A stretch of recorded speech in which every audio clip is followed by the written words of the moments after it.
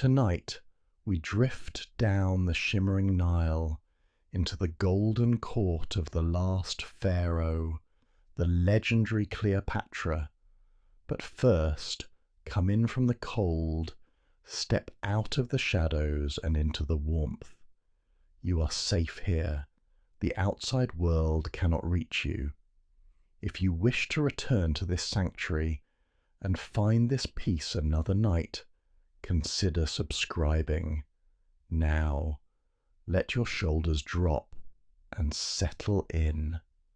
The tome for this tale is already waiting, caught in the flickering candlelight. It is bound in weathered papyrus, scented with frankincense and thyme. Let us turn the fragile page. Our story begins. Let us drift back across the tides of time, settling softly onto the shores of a world that once was, to a city that existed as a dream of marble and light. Close your eyes and let the present moment fade away, dissolving like morning mist over the harbour, until all that remains is the rhythm of the Mediterranean Sea breathing against the ancient stone. Imagine that we are standing at the very edge of the dawn. The sky above is not yet blue, but a deep, bruised indigo that is slowly surrendering to the pale grey of approaching day. The air here is heavy and cool, laden with the salty kiss of the sea and the damp cling of the mist that rolls off the water. It is a thick white veil that obscures the horizon, turning the world into a quiet, formless void, where the only certainty is the ground beneath your feet. But then, high above, a star pierces the gloom. It is not a celestial body, but a creation of human hands, a miracle of stone and fire that defies the darkness. The lighthouse of Alexandria, the great Pharos, stands as a sentinel against the night.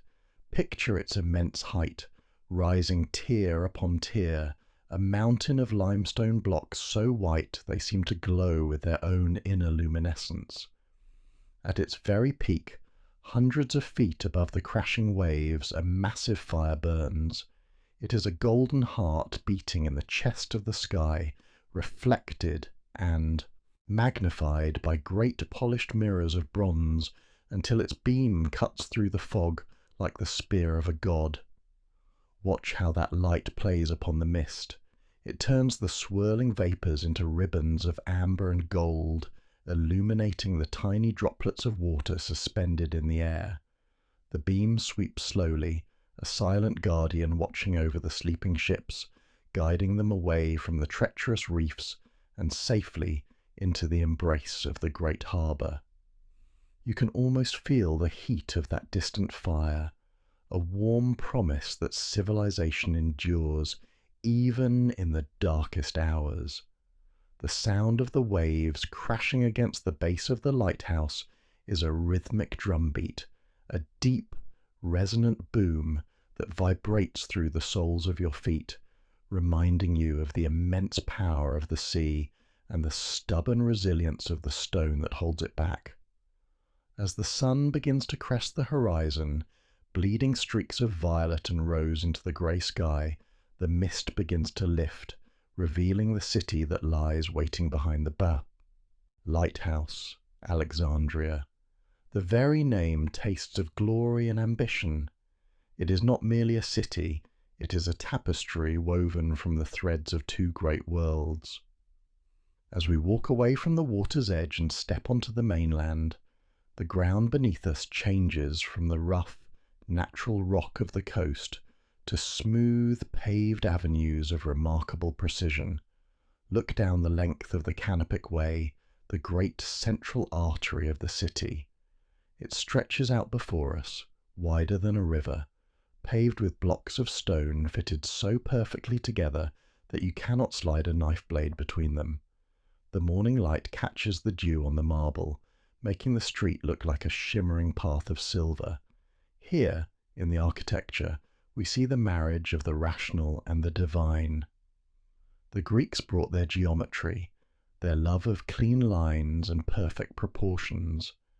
You can see it in the colonnades that line the street, row upon row of slender pillars, fluted and crowned with Corinthian leaves, standing, disciplined formation like a guard of honor. They create long corridors of shadow and light, a rhythmic visual poetry that soothes the eye with its order. But beneath this Greek skin beats an Egyptian heart. Rising above the tiled roofs and the elegant porticos are the monuments of the pharaohs, massive and eternal. An obelisk of pink granite, brought down the Nile from distant quarries, pierces the sky, its surface carved with hieroglyphs that whisper of gods and kings long departed. The morning sun strikes the gold-plated tip of the obelisk, igniting a spark that rivals the lighthouse itself. The sheer scale of these Egyptian elements adds a weight, a gravity to the city. It feels grounded, ancient, as if the roots of these buildings reach down into the very core of the earth. Run your hand along the wall of a nearby temple as we pass. Feel the contrast. The marble is cool and smooth as silk, polished by the hands of countless artisans. But beside it, the limestone is rougher, warmer, soaking up the heat of the rising sun. The air in these wide streets smells of wet stone and the dust of the desert, a dry mineral scent that mingles with the fresh breeze coming off the harbour. It is a city of sharp angles and deep shadows, of blinding white stone against the deepening blue of the sky, a place where mathematics and mysticism coexist in perfect harmony. Now, let us turn our ears to the awakening world. The city is stirring. Down by the docks, the silence of the night is being replaced by the symphony of the morning. It is not a chaotic noise, but a layering of sounds, a texture that builds slowly. Listen closely. First, there is the cry of the gulls.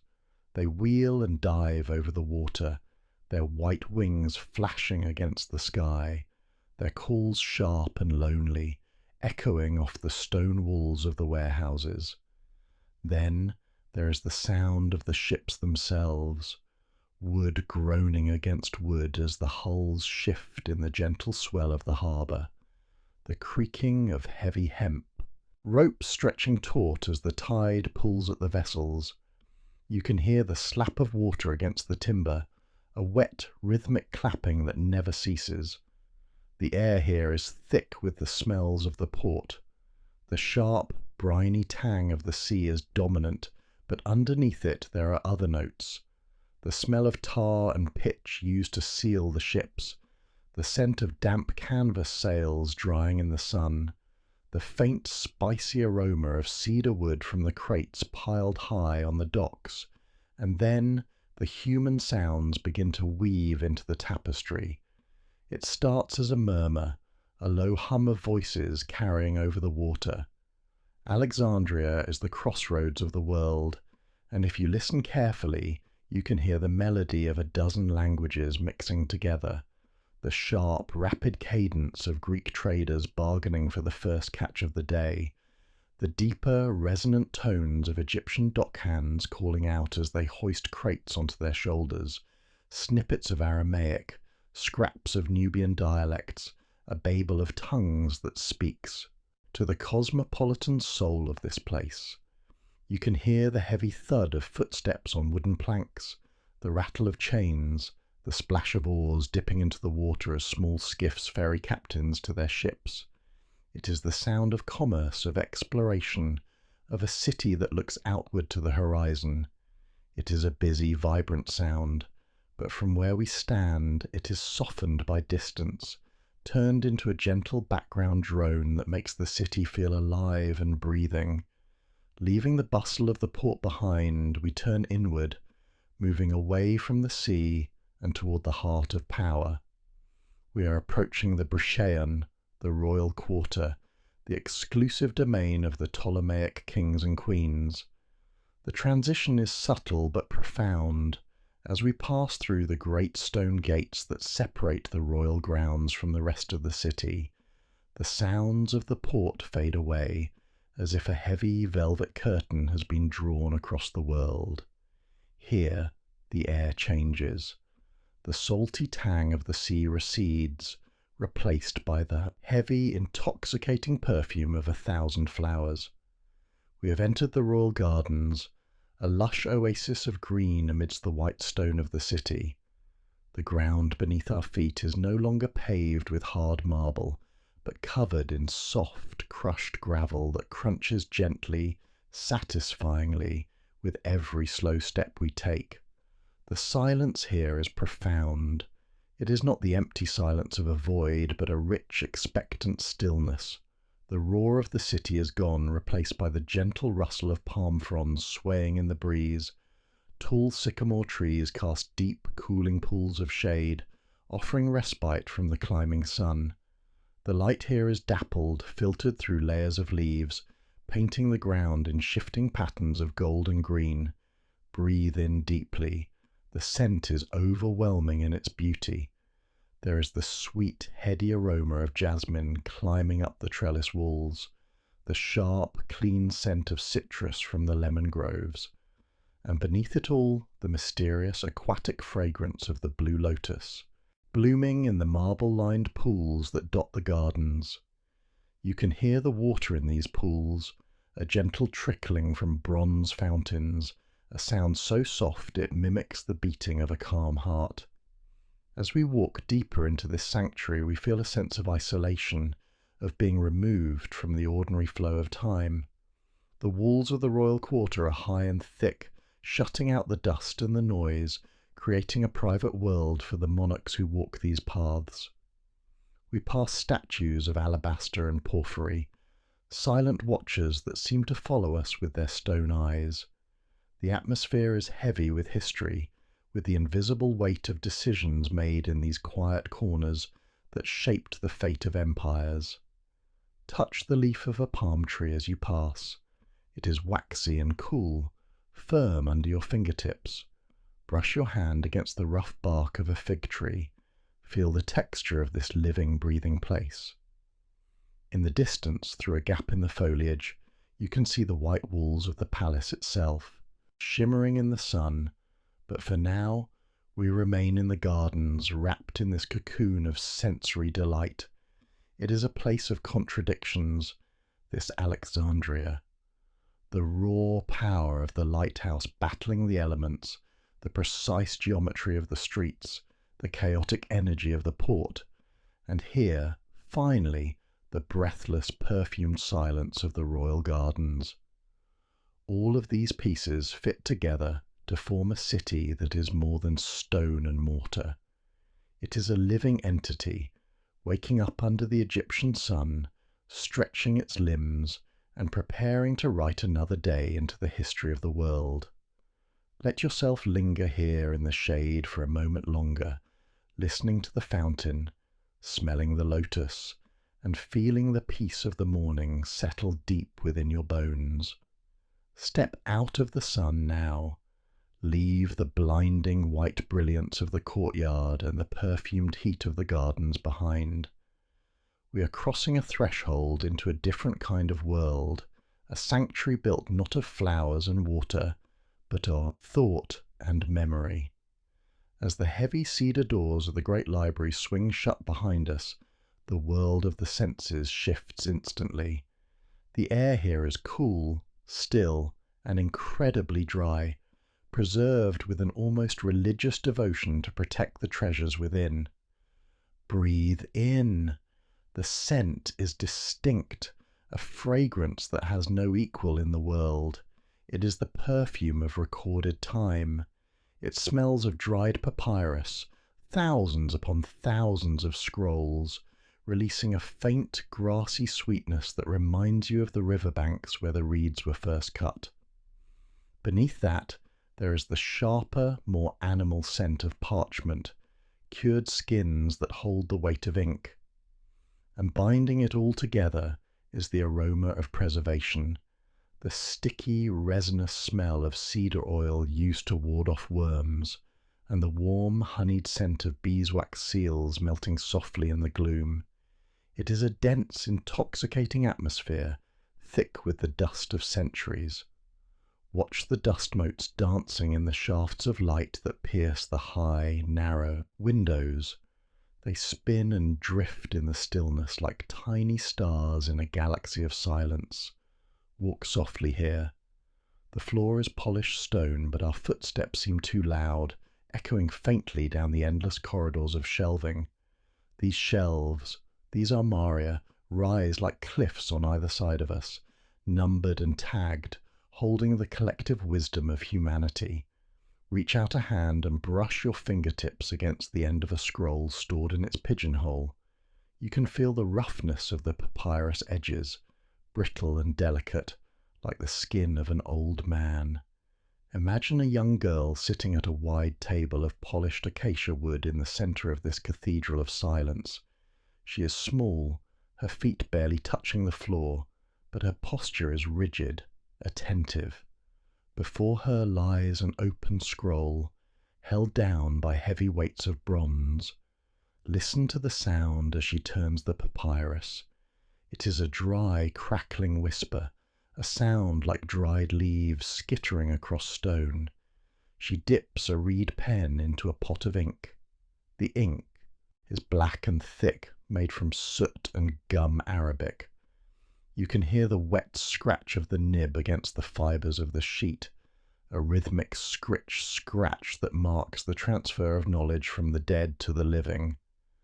The smell of the wet ink is metallic and sharp, rising to meet her as she leans in, hungry for the words. But her education is not merely a silent consumption of text. It is a symphony of tongues. The world of the Ptolemies is a Greek world, yes, but she is the daughter of Egypt, and her mind is a vessel for every voice in her kingdom. Listen to her practice. She begins with Greek, the language of her fathers, the language of the court. It sits high in the mouth, precise and geometric. The sounds are crisp, clicking like the tiles of a mosaic snapping into place. It is a language of philosophy, of logic, flowing like clear water over smooth stones. She recites Homer, the rhythm of the hexameter rising and falling like the breathing of the sea we left outside. Then, the rhythm changes. She shifts, sliding seamlessly into the language of the land beneath her feet. Egyptian. This is not the language of the high court, but the language of the earth, of the Nile mud, of the stone temples. Feel the difference in the vibration. To speak it, she must drop her voice into her chest. The sounds are guttural, resonant, filled with breath and throat. It tastes of clay and history. It is a heavy language, grounded and powerful. When she speaks the names of the old gods, Ammon, Osiris, Isis, the words feel like physical objects, weighted and solid. She is the first of her line to let this language relish on her tongue, and in the quiet of the library it sounds like a secret spell being woven. But she does not stop there. The city outside is a babel, and she intends to understand every whisper. Listen as she navigates the sharp, guttural sounds of Aramaic, the lingua franca of the East. It is a rhythmic, practical tongue, the sound of merchants and caravans, of dust and negotiation. Then, the ancient sacred syllables of Hebrew, reciting the text of the scholars who live in the Delta Quarter. She learns to shape her mouth around strange vowels, to trill her tongue, to manipulate her breath until she can inhabit the soul of every person she might one day rule. It is an exhausting physical act, this shape-shifting of the voice. You can see the tension in her jaw, the intense focus in her dark eyes as she repeats a phrase over and over, refining the pitch until it is indistinguishable from that of a native speaker. As the day wears on and the sun begins to dip below the horizon, the library grows too dark for reading. The scribes light oil lamps, the flames sputtering and casting long, dancing shadows that make the shelves look like a city of skyscrapers. But for the young princess, the end of the day is simply the beginning of a different lesson. We leave the papyrus-scented air of the library and ascend, up, up the winding stone staircases of the palace, climbing higher until the air grows cold and the wind begins to whip at our clothes. We step out onto the flat roof of the observatory. The transition is shocking. The intimacy of the library is gone, replaced by the terrifying, beautiful vastness of the cosmos. The night air here is crisp and cold, smelling of nothing but the clean, high altitude and the salt spray carried on the wind from the invisible sea below. The sky above is a dome of crushed velvet, blacker than the deepest ink, scattered with diamonds so bright they hurt the eyes. Here, surrounded by instruments of brass and bronze, she learns the architecture of the heavens. Touch the metal of the armillary sphere standing on its pedestal. It is freezing cold, sucking the heat from your fingertips. The metal smells of oxidation and oil. She spins the rings, a soft, metallic whirring sound that cuts through the silence of the night. She traces the path of the ecliptic, the great circle of the sun. She learns the names of the stars not as stories but as coordinates. Sirius, the dog star, burning blue-white, the herald of the Nile's flood. The red eye of Mars wandering against the fixed backdrop of the constellations. Her tutor points, and she follows the line of his finger, connecting the dots of light. But she sees more than pictures. She sees mathematics. She sees the orderly procession of time, the great clockwork of the universe that dictates the rising of rivers and the falling of kings. The wind ruffles her hair, pulling strands across her face, but she does not shiver. She stands perfectly still, neck craned back, drinking in the starlight. There is a sense of scale here that humbles the soul. Under this canopy of infinite light, the palace below feels like a toy house, and the city a mere ant-hill. She is learning that to rule on earth, one must understand the laws of the sky. The silence up here is absolute, a vacuum that swallows sound, making her own breathing seem loud and intrusive. And finally, as the lesson ends and she descends back into the warmth of the palace, we see the inevitable cost of this brilliance. Follow her down the corridor. The torches in the sconces flicker, casting shifting light on the murals of battles and feasts. She walks alone. There are guards, of course, standing like statues in the shadows, the leather of their armour creaking softly as they shift their weight, but they are furniture, not people. She passes a courtyard where other children of the court are playing. Pause and look through the archway. You can hear their laughter, high and shrill, the sound of a ball bouncing against stone, the splashing of water as they chase each other around a fountain. It is the sound of carefree joy, of a childhood being lived in the moment. The young Cleopatra stops. She stands in the shadows, half hidden by a pillar of red granite. Her hand rests on the cold stone, her fingers tracing the flutes of the column. She watches them with an expression that is difficult to read. It is not envy exactly. It is the distance of a different species observing another. She holds the weight of dead languages in her throat and the map of the stars in her mind. She knows the history of the dynasties that rose and fell before these children were born. That knowledge has built a wall of glass around her. She is an observer, a witness, a mind apart. She sees the temporal nature of their games, the fragility of their laughter. The loneliness of the genius is a quiet, heavy thing. It feels like the air in a room that has been sealed for 1,000 years. It presses in on her. She turns away from the scene of play, her silk robes rustling softly against the floor, a sound like a sigh.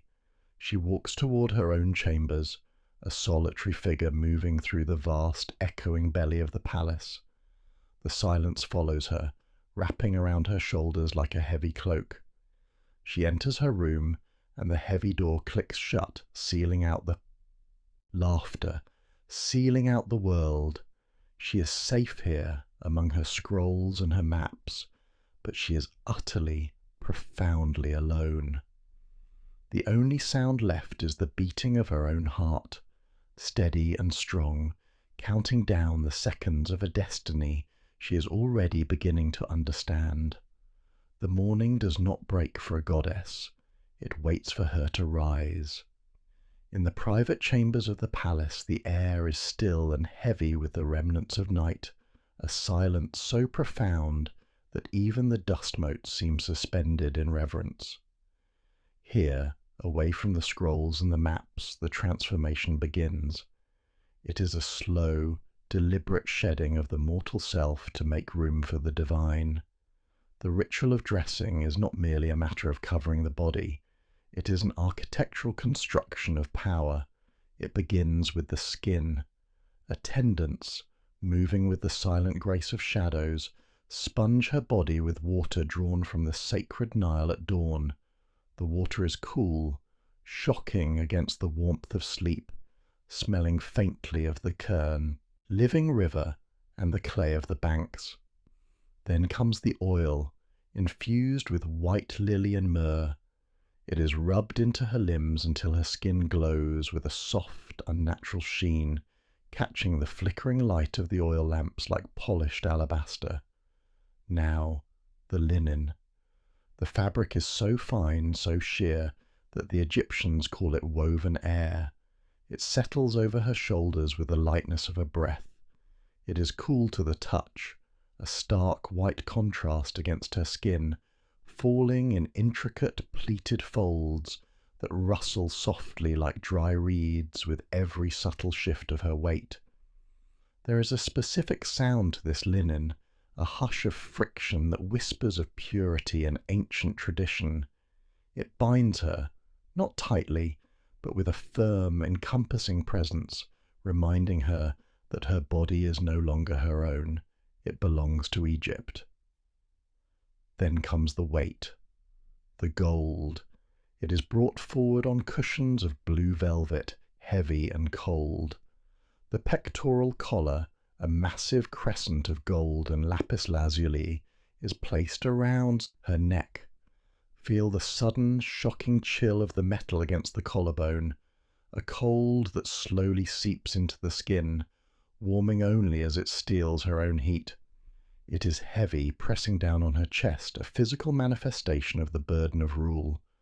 Bracelets of hammered gold are slid onto her wrists and upper arms, clicking softly against each other, a metallic chime that will announce her every movement. Sit before the mirror of polished bronze now. The reflection is slightly distorted, warm and golden, showing a face that is about to disappear. The makeup artist approaches. This is the most sacred step. A small pot of galena, ground into a fine black paste, is opened. The scent is mineral, earthy, like wet stone. A thin stick of ivory is dipped into the black coal. Close your eyes. Feel the cold, wet tip of the stick dragging along the rim of the eyelid. It is a ticklish, precise sensation. The line is drawn out, extending past the corner of the eye, elongating it, shaping it into the eternal eye of Horus. When she opens her eyes again, the girl is gone. The dark outline makes the gaze piercing, unreadable, and terrifyingly intense. She is no longer looking at the world, she is looking through it. We leave the dressing chamber and move deeper into the complex, toward the sanctuary. The transition is auditory as well as visual. The faint domestic sounds of the palace fade away, replaced by a deep rhythmic chanting that seems to vibrate in the very stones of the floor. We are entering the temple of Isis. The sunlight of the outer world is banished here. The temple is a forest of stone columns, so thick that 3 men could not link hands around them. The air is thick, almost solid, with layers of incense smoke. It is the scent of Kyphi, the sacred blend of 16 ingredients: honey, wine, raisins, myrrh, juniper, and sweet rush. It is a heavy, sweet, intoxicating smell that clings to the back of the throat and slows the mind. It swirls in the semi-darkness, creating shifting grey veils that obscure the far walls. Walk slowly between the columns. The only light comes from flickering oil lamps set in niches, casting long, jumping shadows that look like spirits dancing on the hieroglyphs. The floor is cold stone, polished by the bare feet of priests for 1,000 years. You can feel the chill seeping through your sandals. The silence here is different from the library. It is not the silence of concentration, but the silence of awe. The chanting is low, a drone of bass voices reciting the litanies of the goddess, a sound that wraps around you like a warm blanket, lulling the senses into a trance. At the very heart of the temple stands the naos, the Holy of Holies. Inside the shrine stands the statue of Isis, carved from black basalt. The stone sucks in the light, a void in the shape of a woman. The queen approaches her divine mother. She kneels, and the heavy gold jewellery clinks against the stone floor, a sharp sound that cuts through the drone of the chants. She whispers her prayers, but they are not the pleas of a beggar. They are the conversations of a peer. She speaks to the stone, and in the flickering light, the statue seems to breathe, the shadows shifting across the black face to create the illusion of a nod. There is a profound sense of connection here, a tether stretching from the living woman to the mythical past. But the transformation is not complete without the crown. It is brought to her as she rises. Look at it. It is a terrifying object of beauty, the vulture cap, feathers of gold overlapping like scales, fitting close to the skull, and rising from the brow, the uraeus, the cobra. To the uninitiated, the snake is a creature of fear, a slithering death in the grass. But here, in this sacred context, the cobra is the ultimate protector. Look closely at the golden serpent on the crown. Its hood is flared, its head reared back, ready to strike. It is not a threat to the queen, it is a threat to her enemies. It is the wadjet, the spitting fire that guards the pharaoh. As the crown is placed upon her head, imagine the sensation. It is not just the physical weight, though it is heavy, pressing down on the neck muscles. It is the psychological weight of being watched by 1,000,000 eyes. Above the serpent sits the sun disk, the great red sphere of Ra, cradled between the horns of the cow goddess Hathor. It represents the light of the world, the life-giving heat. Balancing this structure requires perfect posture. She must hold her head high, neck rigid, chin parallel to the ground. She cannot look down. A goddess does not look down. She looks only at the horizon, at eternity. The snake and the sun, death and life, sit upon her brow, united. She is the vessel that holds the balance of the universe. Now, fully incarnate, she must step out into the blinding world. It is the festival of the sowing, the day when the land is married to the river. We leave the gloom of the temple and emerge into the full, brutal brilliance of the Egyptian noon. The light is physically forceful, a wave of heat that hits you like a solid wall after the cool of the sanctuary. The noise is deafening. Thousands of people line the banks of the Nile. It is a roar of adoration, a wall of sound that washes over her. Shouts, sistrums rattling like rain, drums beating a frantic rhythm. But inside the mask of coal and gold she remains in her bubble of silence, the slow, hypnotic rhythm of the temple still beating in her blood.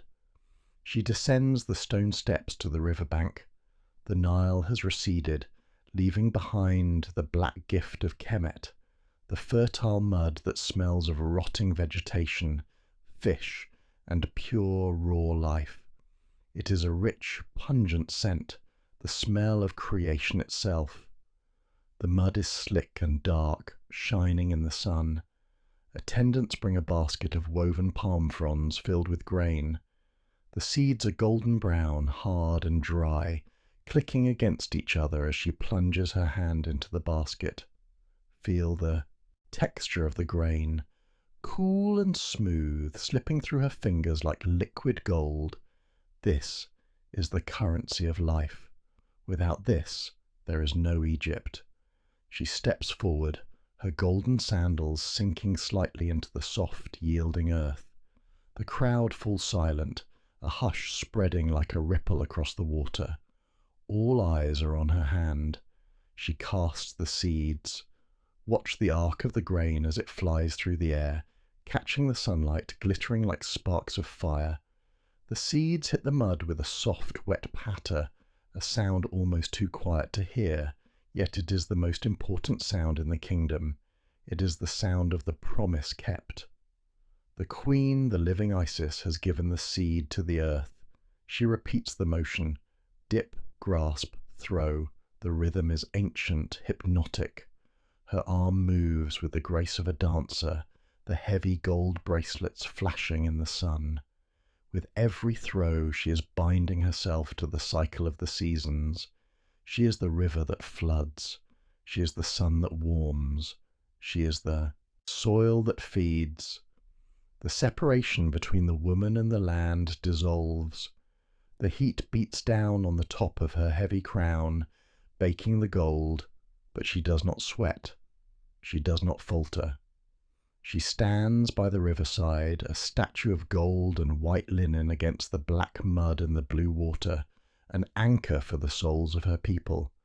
The smell of the river, the heat of the sun, the weight of the crown, and the rough feel of the seeds, it all merges into a single ecstatic moment of being. She is no longer Cleopatra. She is Egypt, and as the last handful of grain settles into the dark earth, the roar of the crowd returns, louder than before, a thunderclap of joy that shakes the very air, celebrating the eternal, cyclical victory of life over death. Leave the solid earth behind now. Let the dust of the streets and the stone of the temples fade from your memory, for we are embarking on a journey where the ground itself is fluid, shifting, and alive. We are stepping from the land of men onto the spine of the god Hapi, the great eternal river that is the bloodstream of Egypt. Close your eyes and feel the subtle shift in equilibrium as your weight transfers from the dock to the deck. There is a gentle swaying motion, a soft rhythmic rocking that mimics the heartbeat of a sleeping giant. We are aboard the Thalamigos, the carrier of the bedchamber, the most magnificent vessel ever to grace these waters. To call it a boat would be an insult to the artisans who bled to build it. It is a floating palace, a villa set adrift upon the current. Breathe in the scent of its creation. It is overpowering and rich. You are surrounded by the spicy, resinous aroma of cedar wood. Massive beams of it, felled in the high, snowy forests of Lebanon and dragged across deserts to be here, form the ribs and the hull of this leviathan. The wood has been polished with beeswax and oil until it glows like dark honey in the sun, smooth and warm to the touch. Run your hand along the railing. It is not cold metal, but living timber, warm and solid, vibrating ever so slightly with the movement of the water below. The sheer scale of the vessel blocks out the sun. It rises 2 stories high, a mountain of gold leaf and ivory floating on the green water. Above us, the great purple sails hang heavy in the still air, embroidered with the golden eagle of the Ptolemies. They do not flap wildly, but undulate slowly, breathing with the wind. Listen to the sounds of propulsion. There is no engine, only the synchronized muscle of hundreds of rowers on the lower decks. You cannot see them, but you can feel their rhythm. Thrum, swish, thrum, swish. The oars dip into the water with a wet, heavy splash, pull against the resistance of the river, and lift again, dripping diamonds of water back into the deep. It is a hypnotic, repetitive sound, a lullaby of power that propels us southward against the current, deeper into the ancient heart of the land. We move to the window of the royal cabin. It is draped in silks of diaphanous white, fluttering gently in the breeze created by our passage. Through this frame, the landscape of Upper Egypt unrolls like a painted scroll, ancient and unchanging. The pace of our journey is slow, deliberately so. We are not rushing, we are processing. The world glides by at the speed of a walking man, allowing every detail to etch itself into your mind. Look out at the banks of the Nile. There is a stark, brutal beauty to the geometry of this place. Immediately adjacent to the river is the Black Land, the Kemet. It is a ribbon of impossible green, exploding with life. You can see the tall stalks of sugarcane and wheat waving in the heat, a lush, verdant carpet that smells of wet soil and growth. Date palms lean out over the water, their fronds heavy and motionless, casting jagged shadows on the clay banks. And then, just beyond the green, comes the red land, the Deshret. The transition is razor sharp. One step is life, the next is the Ker, endless, baking yellow sand of the desert. The heat radiating from those dunes creates a shimmering haze that distorts the air, making the distant cliffs tremble and dance. You can see the fellahin, the farmers, working in the fields just as their ancestors did 1,000 years before. They are small figures, brown-skinned and muscled, turning the earth with wooden hoes. Listen closely, and you can hear the signature sound of the Egyptian countryside carrying over the water. It is the groan of the shaduf. The wooden counterweight creaks dryly, a mournful, rhythmic squeal as a farmer lowers the bucket into the canal and lifts the water to his field. Creak, splash, creak. It is the sound of survival, the sound of the endless struggle to tame the desert. Occasionally, a white ibis takes flight from the reeds, its wings flashing in the sun, a silent prayer rising to the sky. The air coming through the window is hot and dry, carrying the scent of dust and the sweet, decaying smell of river mud. It is a soporific atmosphere, a heat that seeps into your bones and makes your eyelids heavy, urging you to surrender to the slow flow of the river. As the day bleeds away, the sun begins to die in the west. It does not set so much as it dissolves, turning the sky into a bruised palette of violet, ochre, and blood orange. The river catches these colours, transforming from green opaque glass to a sheet of molten copper. And then the night falls. It falls quickly here, a sudden curtain of velvet dropped over the world.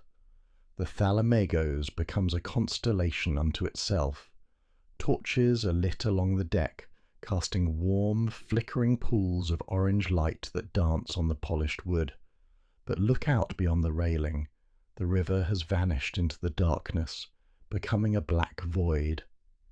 Yet, if you look down, you see the sky. The water is so still, so glassy, that it reflects the heavens with perfect clarity. The stars are not just above you, they are below you. You are floating in the center of a sphere of starlight, suspended in a cosmos of infinite depth. The air cools rapidly, the desert shedding its heat the moment the sun is gone. A chill breeze ripples the surface of the water, bringing with it the smell of ozone and the damp freshness of the night. The silence is profound, but it is not empty. The river is awake. Listen. Far off in the marshy shallows near the bank, you can hear a sound that raises the hair on your arms, a deep, resonant grunt, a splash that sounds like a boulder being dropped into the water. The river horses. The hippopotamuses are emerging to feed. They are the most dangerous creatures in Africa, massive and unpredictable, but from the high deck of the royal barge they are merely distant neighbours. You can hear the tearing of grass as they graze on the banks, a wet munching sound that travels clearly over the water. Their low bellows echo against the cliffs, a primal, guttural language that speaks of raw power. It is a reminder that, despite the luxury of the cedar barge and the silk cushions, we are travelling through a wild, untamed place. We are guests here, safe only by the grace of the wood beneath our feet and the fire in our torches. Days turn into nights, and nights into days, until the landscape changes again. The limestone cliffs draw closer to the river, rising sheer and imposing like the walls of a fortress. The air grows heavier, weighted with the dust of history. We have arrived at Waset, Thebes, the city of the 100 gates. This is not the Greek freshness of Alexandria. This is the old heart of Egypt, the capital of the warrior pharaohs who conquered the world. Even from the deck you can feel the age of this place. It presses against you. We disembark, and the ground feels different here, harder, baked by a fiercer sun. The smell is of dry stone and ancient dust, a scent that has been baking in this valley for 3,000 years. We travel to the west bank, to the land of the dead, the silence. Here is absolute. The valley of the kings lies before us, a cauldron of limestone cliffs that trap the heat and the silence in equal measure. There is no vegetation here, no green to soothe the eye, only rock, white blinding rock against a sky of painful blue. The sun beats down with a physical weight, a hammer stroke of light. Walk with the queen as she approaches the tombs of her ancestors. She is a Ptolemy, a Greek by blood, but here she claims the spiritual lineage of Ramses and Thutmose. We enter the shadow of a tomb entrance. The temperature drops instantly, the blinding light replaced by a cool, dim gloom. The air inside is stale and still, preserved for eternity. It smells of dry earth and the faint metallic scent of the mineral paints used on the walls. Hold up a lamp and look at the walls. The darkness recedes to reveal a riot of colour: indigo, ochre, turquoise and gold. The figures of the gods and the pharaohs are marching across the stone, guiding the soul through the underworld. You can see the jackal-headed Anubis, the ibis-headed Thoth, the scales of Maat. The paint looks as wet and fresh as the day it was applied, defying the passage of centuries. Cleopatra runs her fingers over a cartouche carved into the rock. The stone is rough and cool. She traces the shapes of the hieroglyphs, the bird, the sun, the beetle. In the deep silence of the tomb you can hear the faint rasp of her skin against the limestone.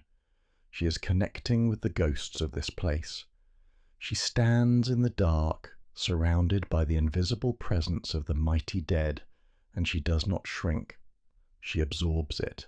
She stands before the sarcophagus of a king who ruled when Greece was nothing but a collection of mud huts. The heavy granite lid is cold, radiating a chill that seeps into the air. In this quiet, dusty chamber, surrounded by the weight of the mountain above, the ambitious manoeuvring of Alexandria feels very far away. Here there is only the judgment of Osiris. As we emerge back into the blinding sunlight of the valley, the contrast is dizzying. The heat hits us again. The smell of the dust returns. But something has changed. The journey up the river was not just a movement through space, but a movement through time. She has touched the source. She has looked into the eyes of the past. And as we board the great cedar barge once more, drifting back out onto the current of the Nile, the silence that follows us is not empty. It is filled with the whispers of the pharaohs, acknowledging one of their own. The rhythmic splash of the oars resumes, thrum, swish, carrying us back toward the future, but the dust of Thebes now clings to the hem of her robe, a permanent reminder of the eternity that watches from the desert. To understand the silence of the garden, one must first endure the roar of the city that lies just beyond the river.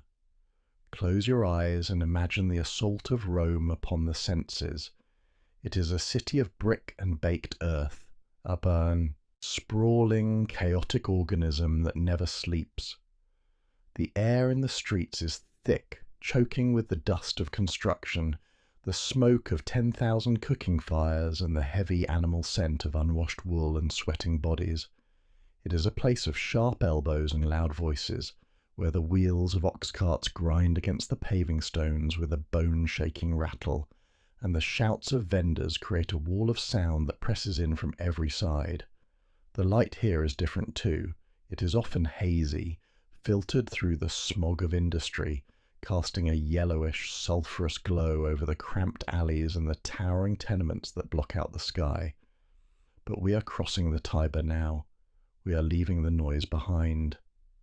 As we step onto the right bank, onto the slopes of the Janiculum Hill, the world begins to change. We are entering the haughty Caesaris, the vast private gardens of the dictator. The transition is as sudden as stepping from a storm into a warm bath. The roar of the city dulls, fading into a distant rhythmic hum like the sound of the ocean heard from far inland. Here the air is sweet and green. Breathe it in. It smells of damp earth and clipped boxwood, of pine resin, and the delicate, powdery fragrance of blooming cyclamen. The chaos of the brick city is hidden behind high walls and rows of cypress trees that stand like dark, silent sentinels against the sky. The villa itself is a revelation. It is not a Roman fortress of heavy masonry, but a dream of the East transplanted to Italian soil. It is an island of Alexandria floating in a Roman sea. Walk across the terrace. The ground is paved with mosaics of cool blues and greens, mimicking the flow of water. Fountains murmur in every corner, not the gushing torrents of the public squares, but gentle trickling streams that mask the distant noise of the capital. The water falls into basins of marble, creating a soft, continuous melody that slows the heart rate. Here, the light is allowed to breathe. It filters through the leaves of plane trees, dappling the white stucco walls with shifting patterns of gold and shadow. It is a place constructed for privacy, a sanctuary carved out of the heart of the empire for the woman who has captivated its master. And inside this sanctuary, a subtle invasion is taking place. It is not an invasion of armies, but of aesthetics. Walk through the porticos and observe the details. Rome prides itself on its austerity, its roughness, but here the seductive fluidity of the East is taking root. The stiff, heavy wool of Roman fashion is nowhere to be seen on the Queen. She wears linens so fine they seem liquid, dyed in colours that the Romans find shocking and mesmerising: royal amethyst, deep sea green, and the shimmering iridescence of pearl. Watch how the Roman matrons, invited for diplomatic audiences, try to hide their fascination. They sit stiffly in their stolas, but their eyes follow the Queen's every movement. They see the furniture, carved from ebony and inlaid with ivory, beasts of the Nile acting as the legs of chairs and tables. They see the statues of sphinxes guarding the walkways, their stone eyes gazing enigmatically at the Italian sky. They smell the incense burning in the braziers. It is not the simple rosemary or bay laurel of their household gods. It is Kyphi and frankincense, a heavy, complex smoke that curls through the air, carrying the exotic, spicy scent of distant temples. You can hear the change in the culture in the quiet rustle of fabric. The heavy, scratchy sounds of Roman wool are being replaced by the whisper of silk, brought at great cost from the Far East, worn by the queen and now, slowly, secretly, by the women who envy her. The glint of gold jewellery, heavy and intricate, flashes in the afternoon sun, snakes winding up forearms, beetles resting on collarbones. The queen is not just living here, she is curating a new world. She is teaching Rome that power does not always have to be hard and grey. It can be soft, scented and golden. She is a splash of vibrant colour on a canvas of terracotta, and the stain is beginning to spread. But when the guests depart and the sun begins its long descent toward the Tyrrhenian Sea, the performance drops away. The villa becomes quiet, truly quiet. This is the time for the master of the house. Caesar comes not as a conqueror, but as a man seeking the only mind that can match his own. Picture them sitting in the peristyle garden. The shadows are long and purple now. The air is cooling, bringing a fresh crispness that tickles the skin. There are no maps of war on the table between them, no reports of legions or grain supplies. Instead, the table is covered with scrolls of mathematics and astronomy. The atmosphere is intimate, scholarly. It smells of old papyrus and the wax of the tablets they use for notes. Listen to the sound of the stylus scratching into the wax. It is a sharp, precise sound. Scritch, scritch, pause. They are discussing time itself. The Roman calendar is a mess, a chaotic system that has drifted out of sync with the seasons. It is a source of embarrassment and confusion. But she holds the key. She brings him the wisdom of the Alexandrian astronomers, the knowledge of Sosigenes. Watch Caesar's face. He is an old man, his face lined with the deep grooves of a lifetime of command. His hair is thinning, his eyes are tired, but as he listens to her speak, the years seem to lift. She explains the movement of the sun, the calculation of the leap year, the perfect divine order of the Egyptian count. Her voice is low, steady, a hypnotic stream of logic and numbers. She traces the path of the earth around the sun with a manicured finger on the parchment. They are redesigning the future. Every time you speak of a date, of a year, of a month, you are speaking the language they are writing in this quiet garden. There is a profound peace in this collaboration. It is a marriage of his power and her knowledge. They sip wine, diluted with water, the ceramic cups clicking softly against the table. The only other sound is the cooing of doves in the eaves and the distant rustle of the wind in the pines. For these few hours they are not a queen and a dictator. They are two intellects floating in a shared vessel of thought, drifting far above the petty squabbles of the Senate and the mob. Yet, even in this sanctuary, there is a hollow space in her chest. As the twilight deepens and the first stars, the same stars she studied from the roof of her palace, begin to prick the darkening sky, a profound melancholy settles over the villa. She rises from the table and walks to the edge of the terrace. The view is spectacular. The whole of Rome lies spread out before her, a sea of flickering lamps and torches, a galaxy of human life. But it is the wrong view. Feel the weight of the air here. It is a valley air, trapped between the hills. It is heavy, still, and lacks the bite of the salt. In Alexandria, the wind always carries the taste of the sea. It is a living, moving thing that scrubs the soul clean. Here, the air feels stagnant, recycled. She looks toward the horizon, but there is no flat, endless line where the water meets the sky. There are only more hills, dark and lumpy shapes that shut her in. She misses the lighthouse. She misses the great beam of the Pharos cutting through the night, the heartbeat of her city.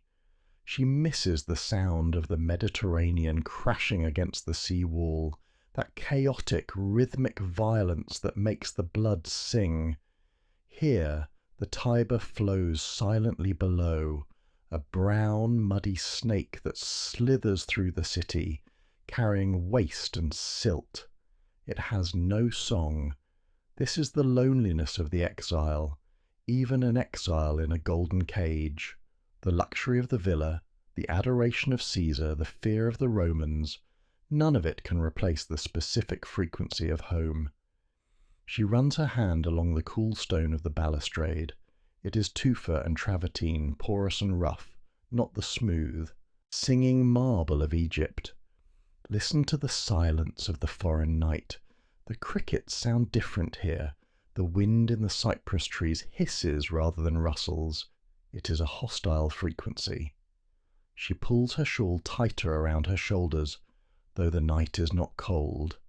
It is a chill that comes from within. She is the most powerful woman in the world, standing at the right hand of the master of the world, yet she is adrift. She is a creature of the open water, trapped in a garden of stone. And as she turns back toward the warm light of the triclinium, where Caesar waits, her eyes linger for one last second on the dark, closed horizon, searching for a glimmer of the lighthouse that isn't there. The air of Alexandria has a weight to it that Rome never possessed. In Rome the air was thin, frantic, charged with the static of ambition and the smoke of crowded fires. But here, back on the soil of the delta, the atmosphere is heavy with humidity and history. It is a blanket that settles. Over the shoulders, warm and familiar. We have returned. The exile of the soul is over. The queen is home, and with her return, the city exhales. Step into the cool, shadowed halls of the royal administration. This is not a place of pageantry, but of precision. It is the engine room of the kingdom. The noise here is a low, continuous murmur, a sound like a hive of contented bees. It is the sound of bureaucracy raised to the level of a fine art. The floors are swept clean of dust, the limestone blocks fitting together with a tightness that speaks of absolute order. Breathe in the scent of governance. It is a dry, clean smell. It smells of fresh papyrus rolls, thousands of them, stacked in cubbies of cedar wood. It smells of the carbon ink used by the scribes, a faint metallic tang that hangs in the stillness. It smells of red wax, melting slowly over small flames to seal the decrees that will travel up the Nile. Watch the hands of the scribes. They do not rush. Their reed pens move. Across the fibres of the paper with a rhythmic scratching sound, scritch, scritch, scritch, scritch, recording the pulse of the nation. To the Queen, these lists and tallies are not tedious chores. They are poetry. They are the proof of life. She runs her hand over a ledger recording the harvest of the Fayum. The papyrus is rough under her fingertips, textured and real. She does not need to look at the numbers to know them. She feels the weight of the grain in the ink itself. We walk from the offices to the source of this power, the royal granaries. Stand in the doorway of a silo. The structure is immense, a cathedral dedicated to wheat. The air inside is thick with golden dust, dancing in the shafts of sunlight that pierce the high windows. It coats the back of your throat with a taste that is sweet and earthy. It is the taste of survival. Listen to the sound of the grain being poured.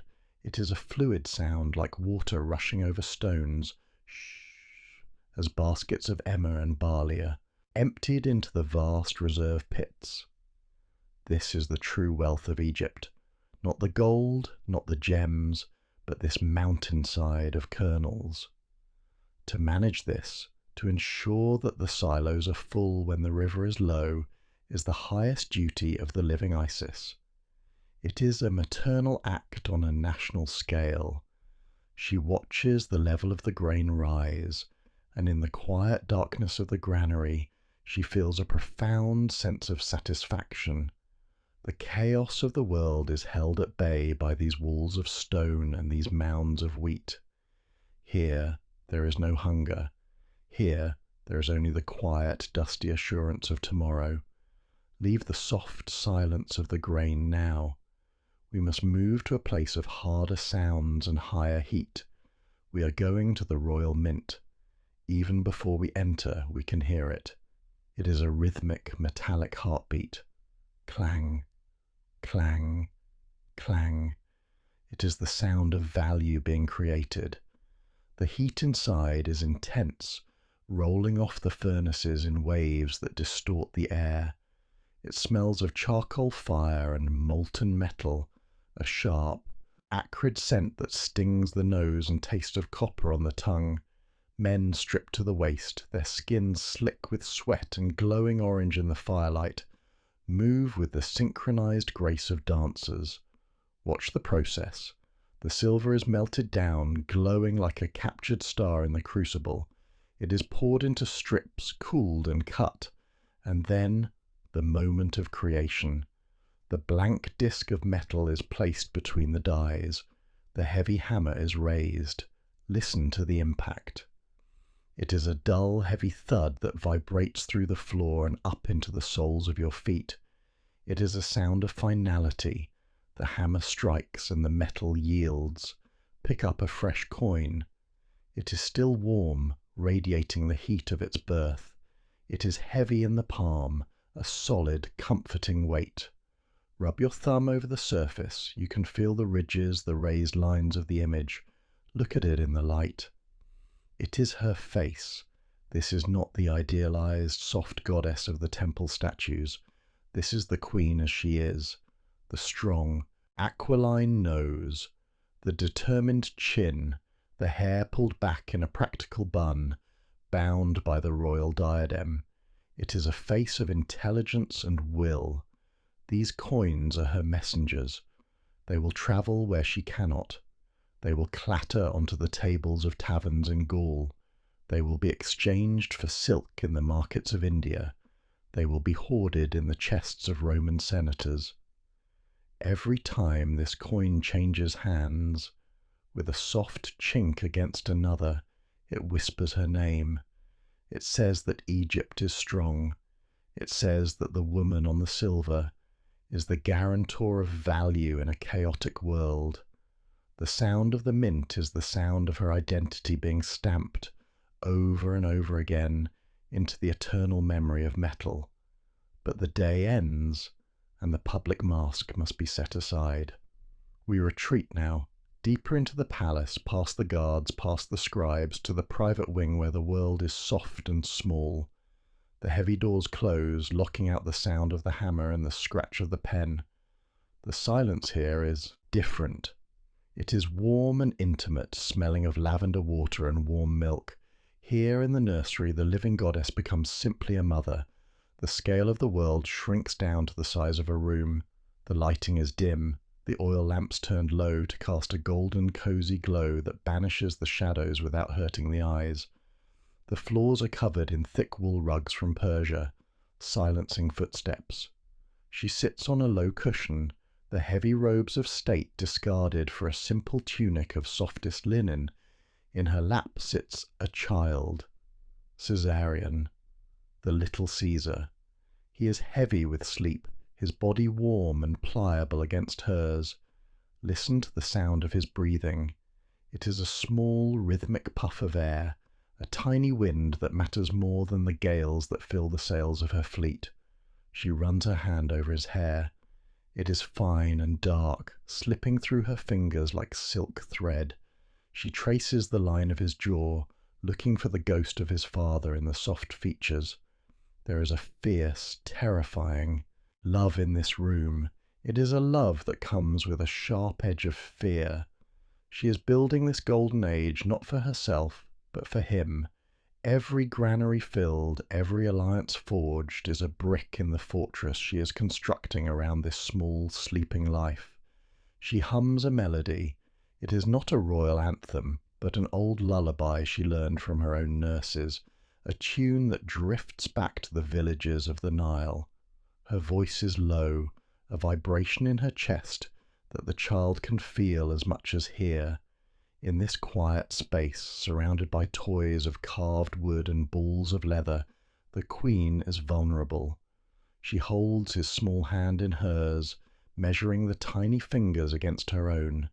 The silence of the nursery is a sanctuary, a fragile bubble of peace, where the only thing that matters is the steady beat of a small heart against her own. Let us leave them to their rest and walk out into the city as the new day begins. The sun is rising, turning the white marble of Alexandria into blinding snow. We are heading to the markets, to the great souks that line the intersection of the Canopic Way. If the administration is the brain of the city, and the mint is its heart, then the market is its stomach. And what a stomach it is! The Golden Age is not an abstract concept here. It is a physical reality that you can touch, smell, and taste. The market is a riot of sensory input, but it is a joyous one. It is not the desperate scrambling of a starving city, but the bustling commerce of a wealthy one. Walk through the stalls. The air is thick with 1,000 scents. Here is the spice quarter. Close your eyes and inhale the sharp, sinus-clearing punch of black pepper from India, the warm, sweet comfort of cinnamon, the medicinal tang of frankincense. The air itself seems to have a flavour, spicy and rich. Listen to the sounds of the trade. It is a babel of languages, Greek, Egyptian, Hebrew, Arabic. But the tone is not angry. It is the energetic rhythm of bargaining, the slap of a hand on a prompter, table to seal a deal, the rustle of straw packing being pulled away to reveal treasures. Look at the abundance. There are mountains of grain, heaped in woven baskets so full they spill over onto the cobblestones. There are stalls filled with glass from the local workshops, delicate vials of blue and green, blowing in the wind on strings like wind chimes, making a fragile, tinkling music, tink, tink, tink, whenever a breeze passes. They catch the sun, scattering rainbows across the faces of the shoppers. Feel the textures, the rough, hairy skin of coconuts brought from the south, the incredible smoothness of the papyrus sheets, the finest in the world, white and crisp, waiting for the words of poets and accountants, the softness of the linen, bleached to a dazzling white, piled in bolts that look like captured clouds.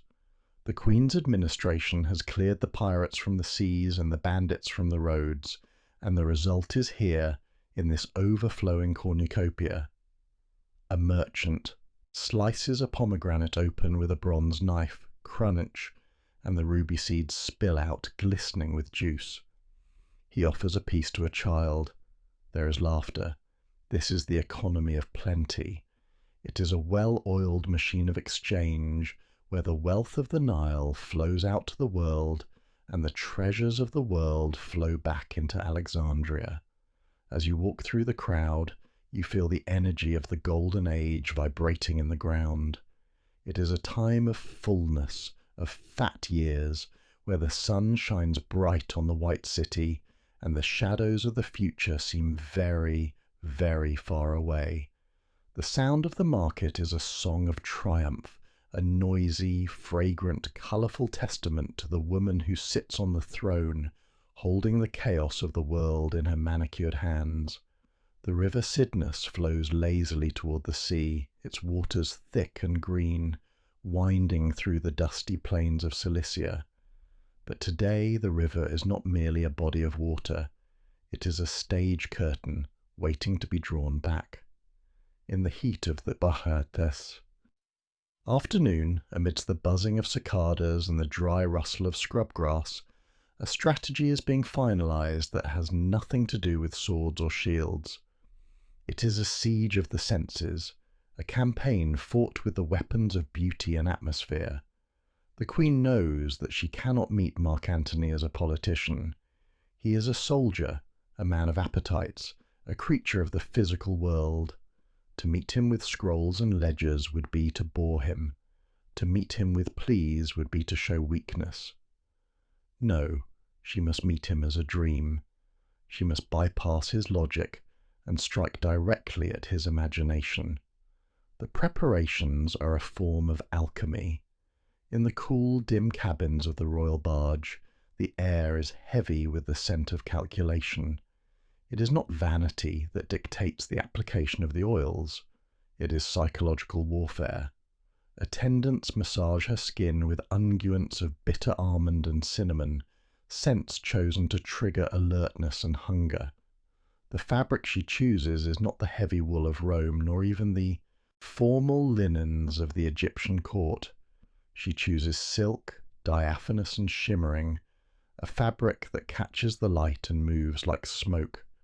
She orders the setting of the scene with the precision of a general arranging his legions. The lighting must be golden, not harsh. The music must be constant, but never intrusive. She is not merely dressing herself.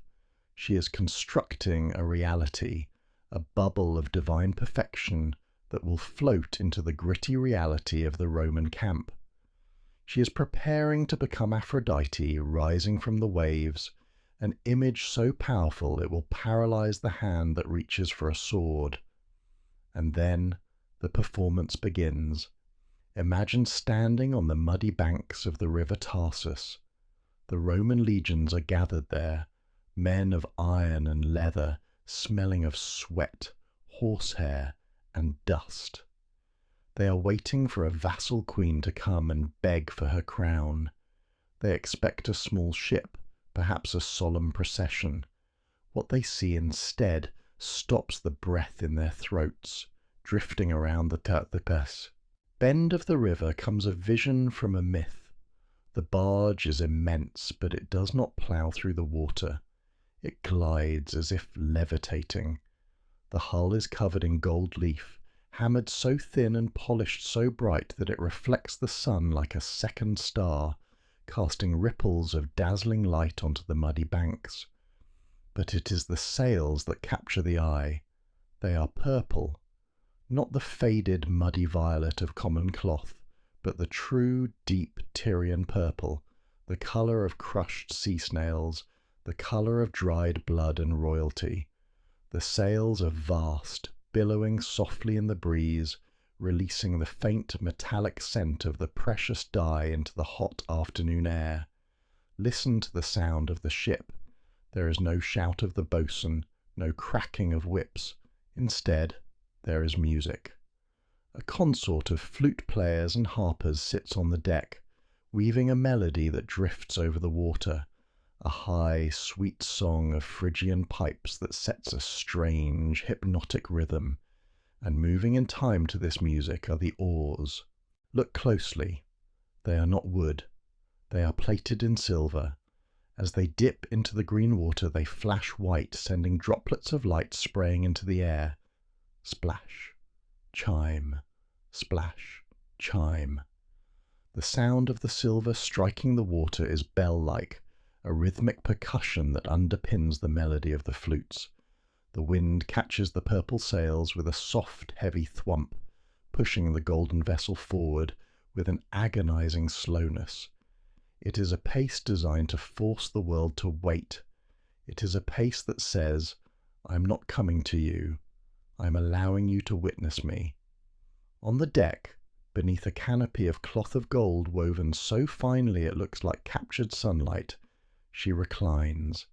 She is surrounded by boys dressed as cupids, their skin dusted with gold powder, fanning her with plumes of ostrich feathers dyed in many colours. The cool breeze from the fans flutters her silk robes, revealing and concealing in a rhythmic dance. She does not wave, she does not smile, she simply exists, a tableau of living art, floating toward the stunned silence of the Roman army. Antony waits on the dock.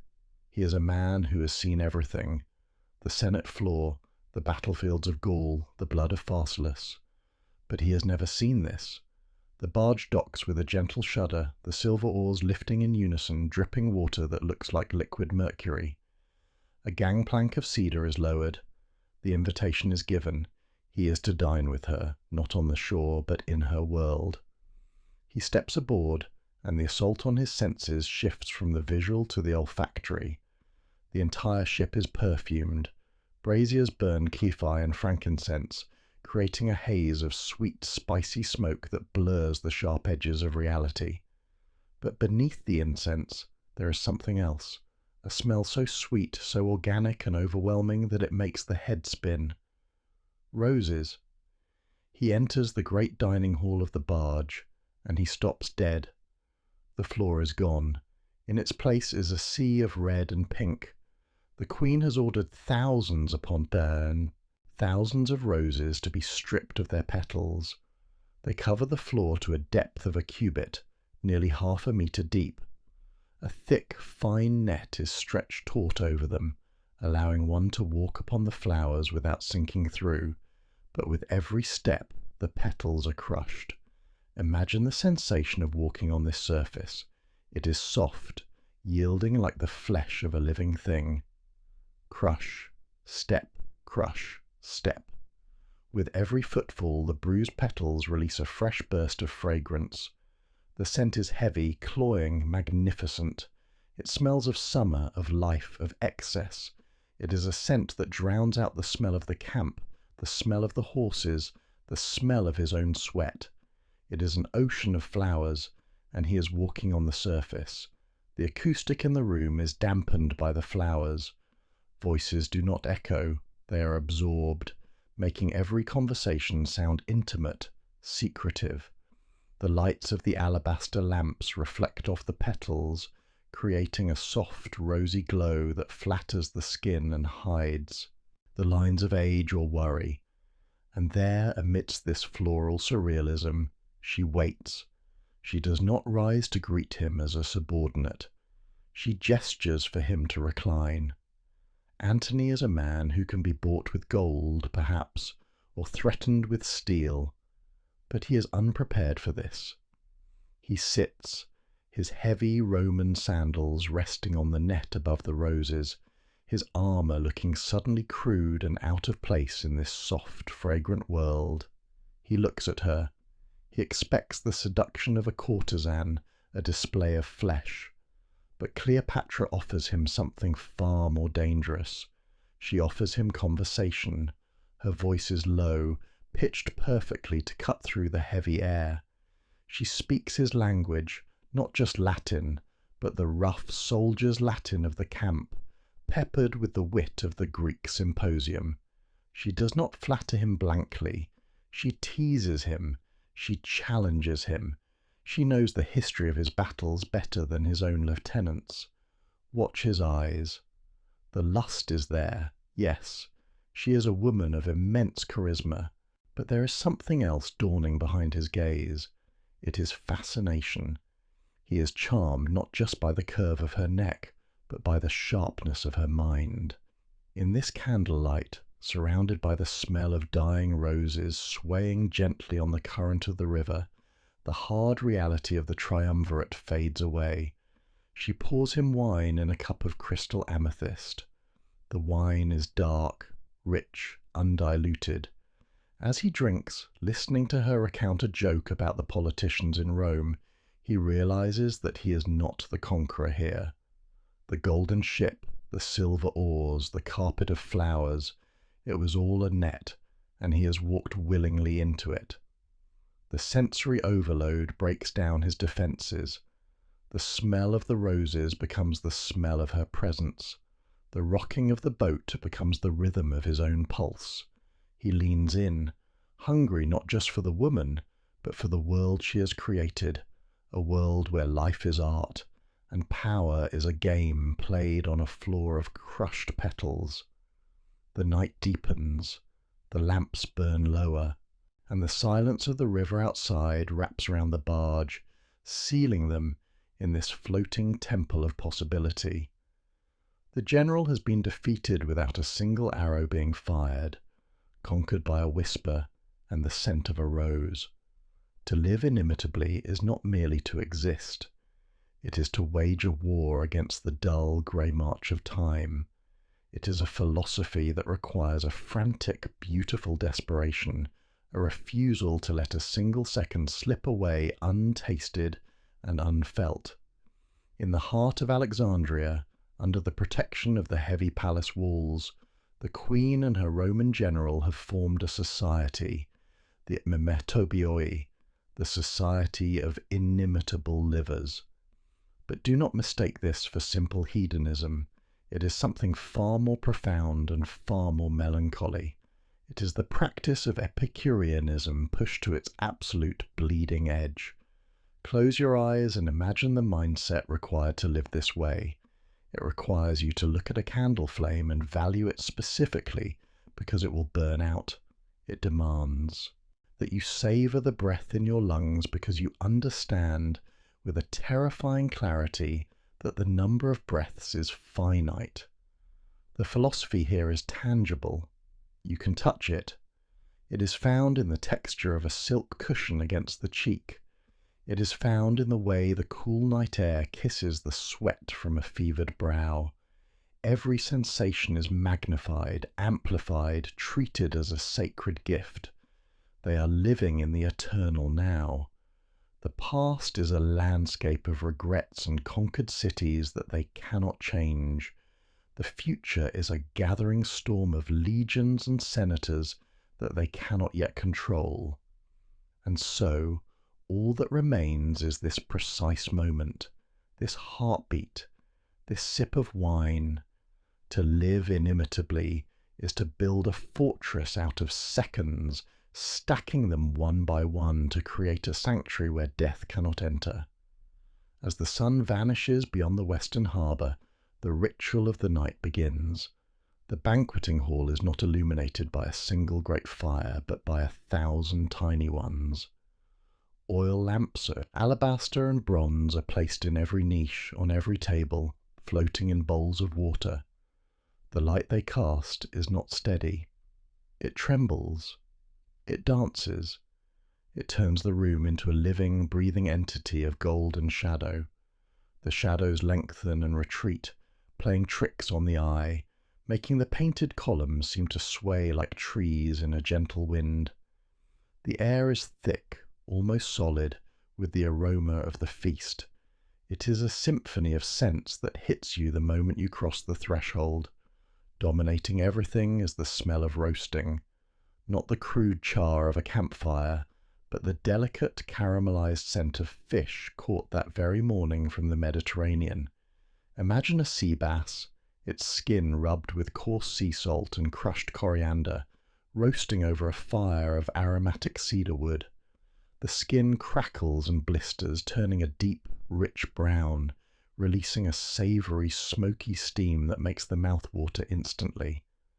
When the flesh is broken, it is stark white, flaky and moist, tasting of the deep, clean ocean. And then the sweetness. There are silver platters piled high with figs. These are not the dry, dusty fruits of the market. These are figs at the exact tipping point of ripeness, heavy and soft, their skins dark purple, almost black. When you bite into one, it offers no resistance. It bursts. The texture is jam-like, sticky and granular with seeds, flooding the tongue with a taste of honey and earth. To wash it down, there is the wine. It is poured from amphorae that have been sealed with pitch for a decade. It is dark, thick and syrupy, diluted not with water, but mixed with warmed honey and a pinch of pepper. It coats the glass of the goblet, leaving slow, weeping legs of red amber. Lift the cup to your lips. The ceramic is smooth and warm. The vapour rising from the wine is heady, smelling of sun-drenched grapes and spices.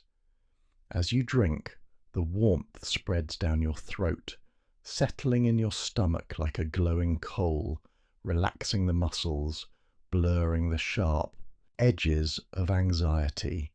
It is a potion designed to slow the passage of time, to make the night stretch out into an infinity of comfort. But the Society of Inimitable Livers does not feed the body alone. It feeds the mind. When the plates are cleared and the wine has softened the spirit, the games begin. These are not the rough gambling games of the soldiers' tents. These are the games of kings and scholars. The room grows quieter. A hush falls over the guests, the kind of silence that precedes a performance. A musician steps out from the shadows.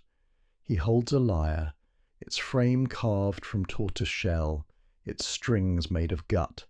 He sits and begins to play. Listen to the sound. It is delicate, plucked, a series of individual notes that hang in the air like pearls on a string. Pluck, hum, pluck, hum. It is a melancholic sound, ancient and pure. The music is not a background noise, it is a question. Cleopatra leans forward on her couch. Her eyes are bright, reflecting the lamplight. She speaks. It is a riddle, phrased in the perfect geometric Greek of the library. It is a puzzle of logic and wordplay, a trap for the intellect. She challenges Antony. She challenges the scholars. The air becomes charged with a different kind of energy. It is the static electricity of wit.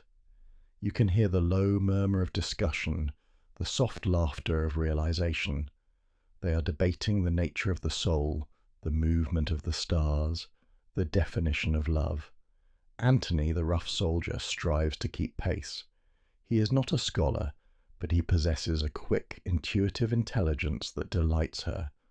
When he solves a riddle, his laughter booms out, a deep, resonant baritone that shakes the delicate lamps. It is a sound of pure, unadulterated joy. They play roles. They dress in disguise and sneak out into the city streets at midnight, banging on doors and running away like children, leaving behind the crushing weight of their crowns. They are pretending to be ordinary. They are playing at being free. In the safety of the palace, they construct elaborate pranks and contests, betting fortunes on the impossible, not because they care about the money, but because the absurdity of the wager makes them feel alive. It is a desperate, beautiful game of make-believe, and in the center of this sensory whirlwind, there is a profound stillness. We are in the eye of the cyclone. Step back from the table for a moment. Look at them. The Queen and the General. They are surrounded by laughter, by music, by the smell of roasted fish and expensive wax. But look closer. Outside these walls, the world is shifting. The Roman Senate is churning out decrees of war. The legions of Octavian are gathering like storm clouds on the horizon. The history of the world is bending toward a breaking point. But here, in this room, the fire is warm. Here the wine is sweet. Here they are safe. This sense of safety is an illusion, of course. They are intelligent enough to know that, but that knowledge only makes the safety feel more precious. It is the coziness of a cabin while a blizzard rages outside. You can hear the wind howling against the glass. You can feel the drop in pressure that signals the storm, but for now the door is locked. Feel the texture of the moment. The heavy velvet curtains that block out the night. The solid stone of the floor beneath the rugs. The warmth of another human hand resting in yours. There is a deep, resonant comfort in this isolation. They have created a world within a world, a bubble of light floating in a sea of darkness. Antony looks at her, and for a moment he forgets Rome. He forgets duty. He sees only the way the candlelight catches the gold dust in her hair. Cleopatra looks at him, and she forgets the fear that gnaws at her stomach. She sees only the strength of his shoulders and the laugh lines around his eyes. They are holding on to each other with the ferocity of drowning swimmers. The society of inimitable livers is, at its heart, a defiance. It is a declaration that even if the world ends tomorrow, tonight we will eat figs. Tonight we will solve riddles. Tonight we will listen to the sad, sweet song of the lyre and pretend that this golden light will last forever. The darkness is coming, yes. They can smell the rain in the air, but they will not let it in. Not yet. Not while there is still wine in the amphora and breath in the body. The light has changed. Can you feel it? For years the sun over Alexandria seemed to burn with a fierce, blinding white intensity, a light of endless noon that promised growth and power. But now the quality of the day has shifted. It is late afternoon in the history of the Ptolemies. The light is longer, slanting low across the marble floors, turning from white to a deep, heavy gold, and finally to the colour of bruised amber. We stand on the balcony of the royal apartments, looking out toward the sea. The horizon, usually a sharp line of blue, is blurring. Dark clouds are gathering in the north, heavy with rain and the promise of a storm. They are like mountains of charcoal piling up against the sky, blotting out the light. The air pressure is dropping. You can feel it in your ears, a subtle heaviness that presses against the temples. It is a physical sensation, a quiet signal from the earth itself that the season is turning. But here, behind the heavy curtains of the palace, we are sheltered. The storm is a spectacle to be watched, not a force to be fought. Listen to the wind. It begins as a whisper, rustling the dry palm fronds in the garden below. Hiss, hush, hiss, hush. Then it grows, whistling through the stone balustrades, a mournful, hollow sound like breath blown across the lip of a giant jar. The first drops of rain begin to fall. They are large and heavy. Watch them hit the hot stone of the terrace. Splat. They leave dark, round circles that vanish in seconds, evaporated by the residual heat of the day. But then come more. Tap, tap, tap. The rhythm accelerates. The smell of the rain hitting the dust rises up to meet us. It is the scent of petrichor, wet stone, damp earth, the sudden release of minerals into the air. It is a cooling, cleansing scent, but it carries a note of melancholy. It smells of endings. Inside the room, the servants are lighting the lamps earlier than usual. The flames flicker in the draught, casting long, jumping shadows on the walls. The Queen stands by the window, wrapped in a shawl of dark blue wool. She is not afraid. There is no panic in her stillness. She watches the approaching grey wall of rain with the calm of a captain who knows the ship will not survive the voyage, but who intends to steer it with dignity until the very last moment. The thunder rolls in the distance, a low, guttural growl that vibrates through the soles of her feet, a drumbeat counting down the hours. It is the sound of the inevitable, and she greets it with silence. We turn away from the window now, leaving the storm behind, and walk into the heart of her preparations. We are going to the construction site, not of a palace for the living, but a palace for the dead. We are entering her mausoleum. It is being built right next to the Temple of Isis, a bridge between this world and the next. Stepping inside, the air changes instantly. It is cool, damp, and smells intensely of the earth. The structure is unfinished, a shell of potential eternity. The floor is covered in a fine layer of white dust from the limestone blocks. Every step we take leaves a soft footprint, a temporary mark on the way to permanence. Listen to the sounds of this place. They are quiet, reverent sounds. The masons are working, but they do not shout. You hear the rhythmic chink, chink, chink of copper chisels against stone. It is a slow, steady heartbeat. They are carving the walls, smoothing the rough rock into glass-like perfection. Run your hand over a finished block of alabaster.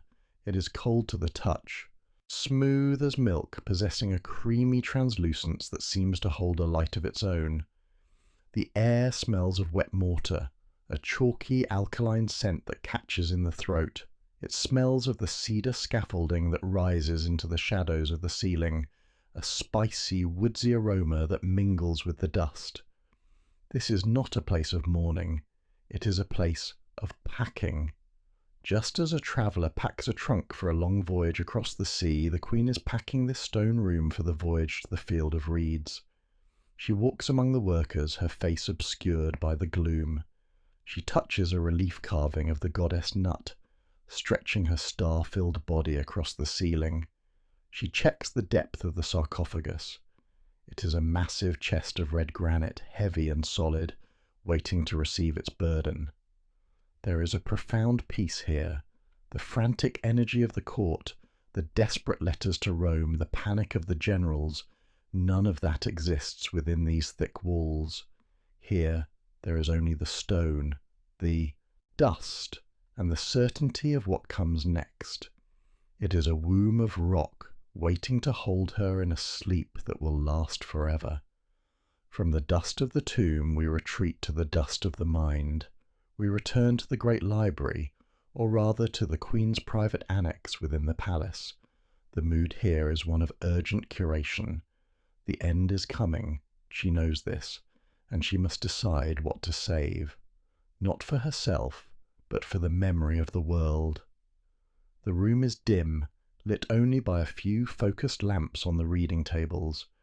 The air is dry and smells of old papyrus, a scent like dried autumn leaves and vanilla. It is a comforting, scholarly smell. The shelves are packed with scrolls, thousands of them, the collective brain of her dynasty. Watch her hands.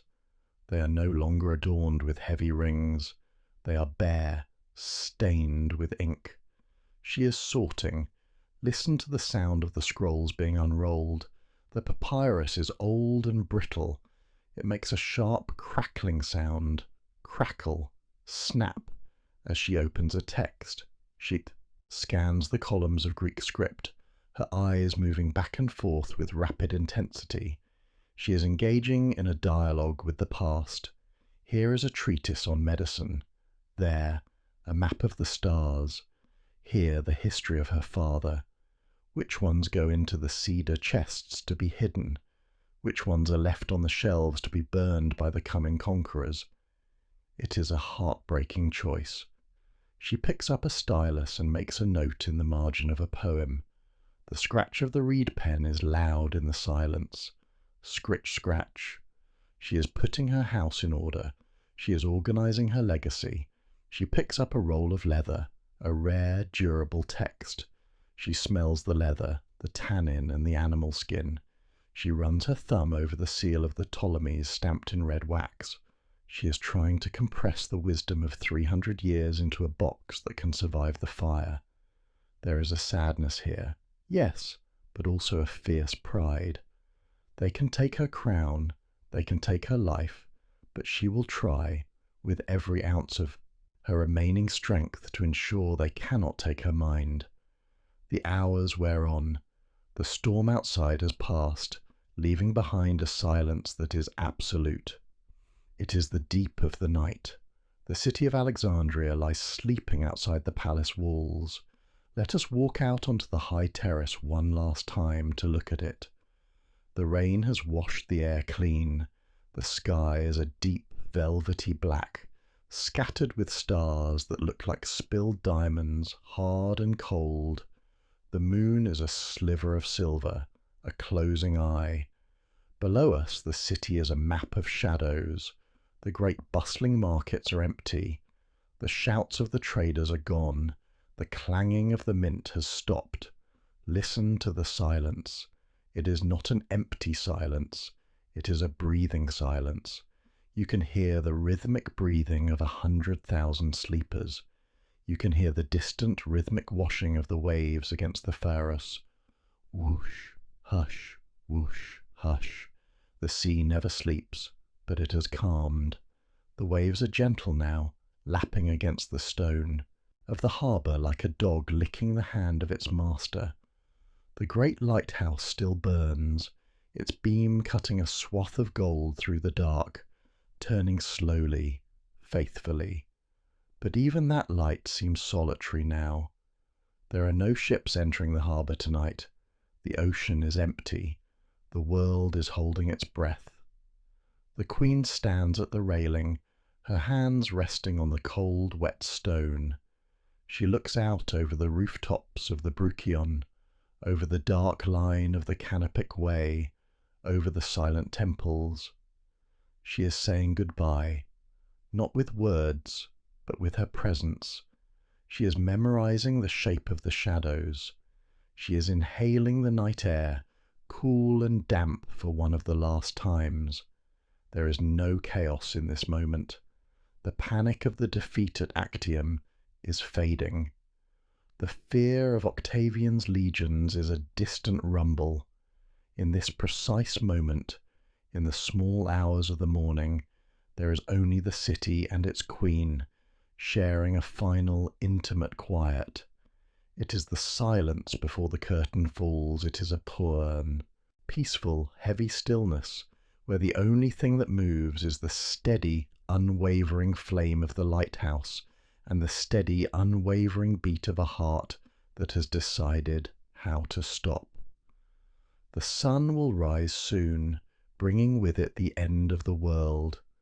But for now, the night is kind, and the shadows are soft, and the city sleeps in the gentle embrace of its final dream.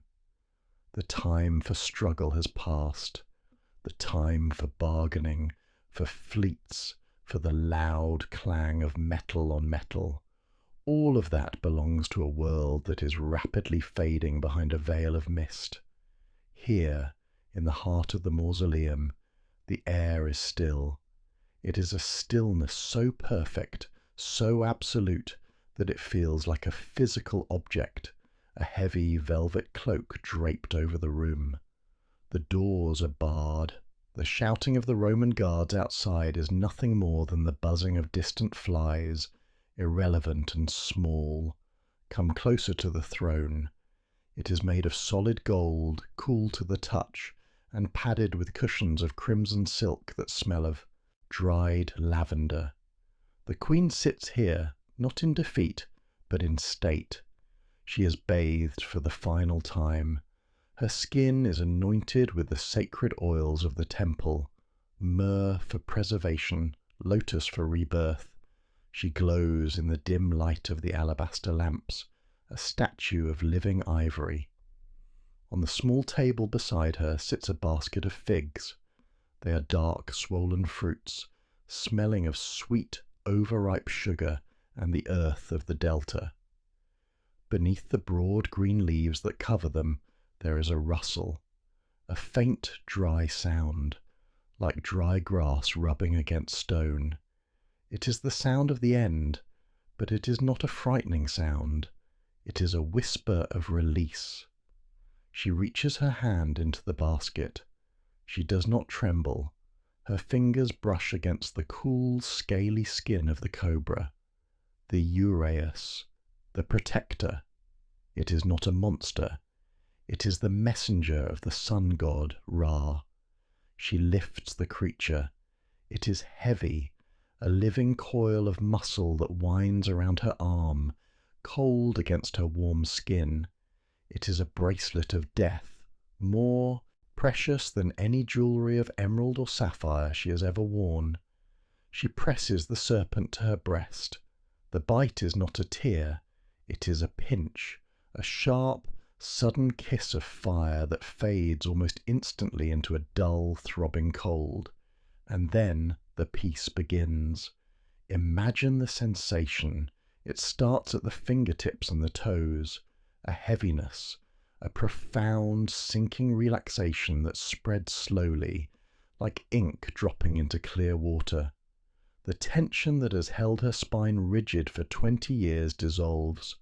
The muscles of her neck, always holding the heavy head of the god-king high, finally soften. The weight of the crown, the physical gold and the metaphorical burden, seems to float away. She leans back against the silk cushions. Her eyelids grow heavy, so wonderfully heavy.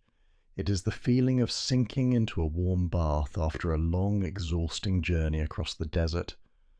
The light in the room begins to dim, turning from the warm orange of the lamps to a soft, fuzzy grey. The edges of the furniture blur. The stone walls seem to recede. She is not falling, she is drifting. The cold spreads to her chest, slowing the frantic rhythm of her heart. Thump, thump, thump. Slower, quieter. A lullaby played on a drum of flesh. She arranges her robes one last time, smoothing the pleats of the white linen, ensuring that she will be found as she lived. Perfect, composed, a queen of the Nile engaging in her final act of defiance, which is simply to sleep. As the physical world recedes, the spiritual world rushes in to fill the void. The ceiling of the mausoleum, painted with the night sky, seems to dissolve. The stone evaporates into mist. She is no longer in a room. She is standing on the banks of a great celestial river. The air here is not the dusty air of earth, but the fragrant starlit air of the duat. She sees him, not the broken Roman soldier who fell on his sword, but the god he was meant to be. Osiris. He stands waiting in the reeds, his skin green like the fertile mud, wearing the white crown of the afterlife, and she is shifting too.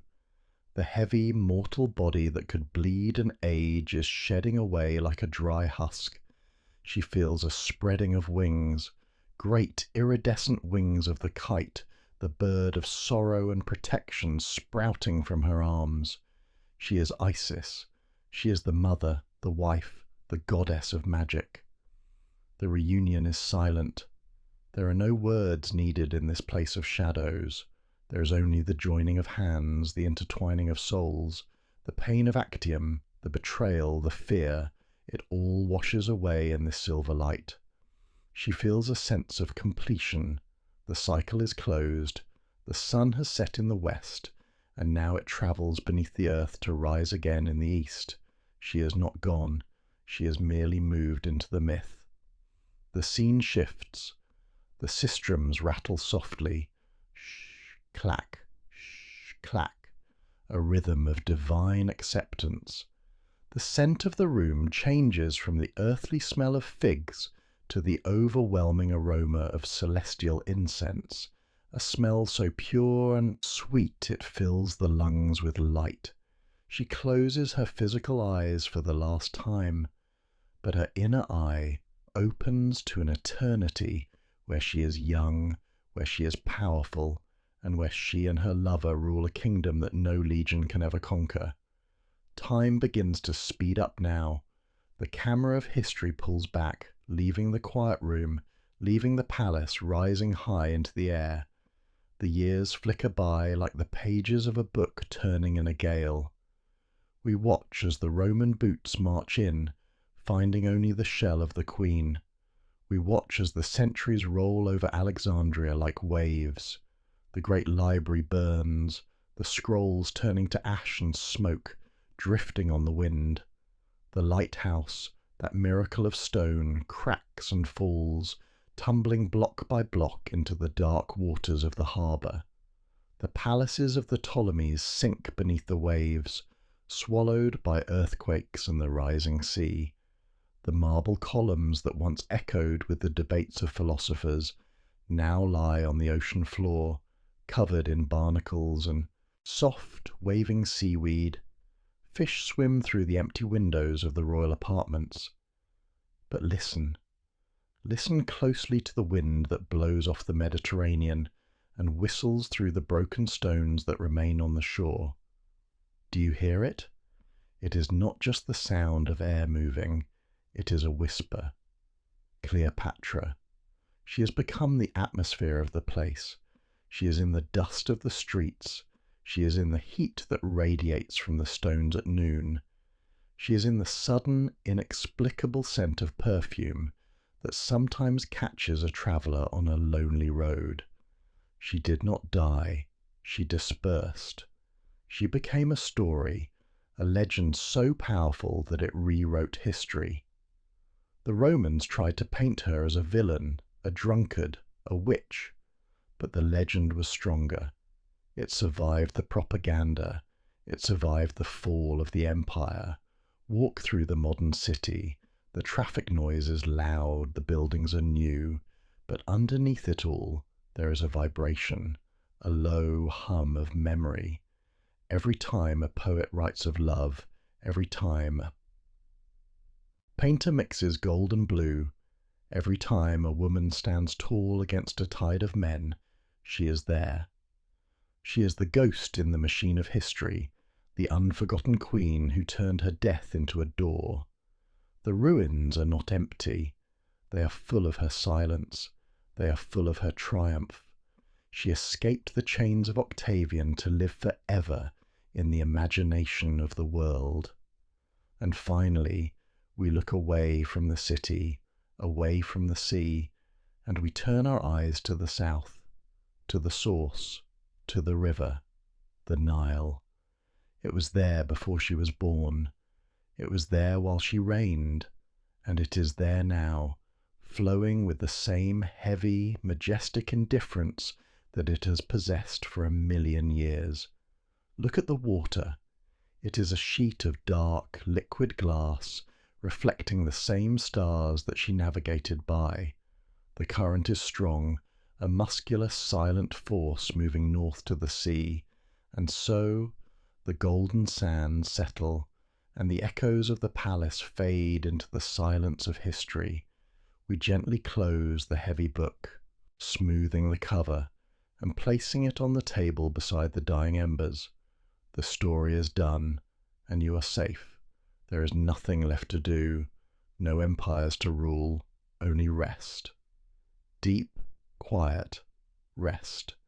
If you wish to stay within these walls a little longer, or return to your chair by the fire tomorrow, simply subscribe, and the door will always be open for you. But for now, close your heavy eyes. The library watches over you. Sleep, deep sleep. Good night.